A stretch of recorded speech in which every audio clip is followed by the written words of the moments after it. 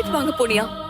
வேற எங்கேயும் போகலையா? இல்லையேம்மா, எங்கேயும் போகலம்மா, இங்கே தான் இருக்கேன். கதிர் அங்கிள் போன்ல சிக்னல் இல்லைன்னு வெளியே வந்தாரு. நான் சாக்லேட் வாங்கிட்டு இப்பதான் வரேன்.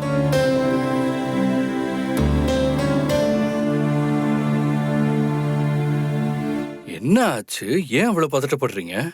சார், ஏதோ குழந்தைய கடத்திட்டு போயிட்டு தான் சொன்னாங்க சார்.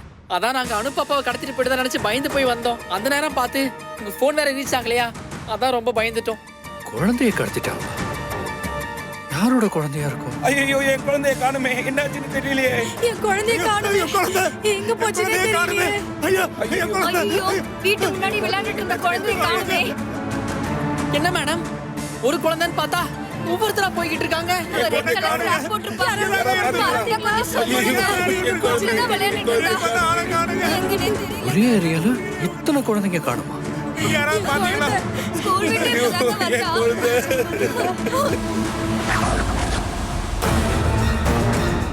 சார், பார்த்துட்டு இருக்கேன் சார். ஓகே மேடம், அனுப்பாப்பாவை வீட்டுல கொண்டு போய் அம்மா கிட்ட பத்திரமா விட்டு வந்துட்டேன். நம்ம குழந்தை பத்திரமா இருக்கு வேலு. ஆனா இவங்களோட குழந்தைங்களாம்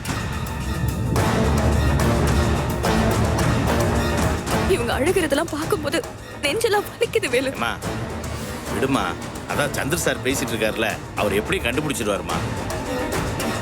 ஆமா சார், மொத்தம் 5 குழந்தைங்க சார். இல்ல சார், எல்லாமே என்னோட ஏரியா தான் சார். இல்ல சார், எனக்கு இன்னும் கொஞ்சம் எக்ஸ்ட்ரா ஃபோர்ஸ் வேணும் சார். சார், 5 குழந்தைங்க சார். சார், ஆல்ரெடி எங்க ஸ்டேஷன்ல இன்ஸ்பெக்டர் வேற இல்ல சார்.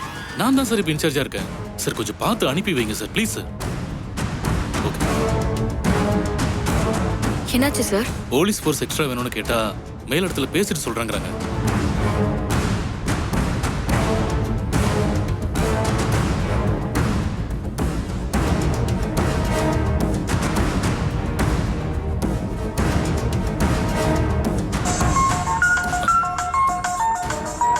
ஹலோ.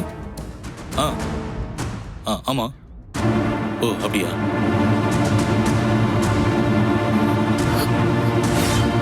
என்ன மேடம் சொல்றது?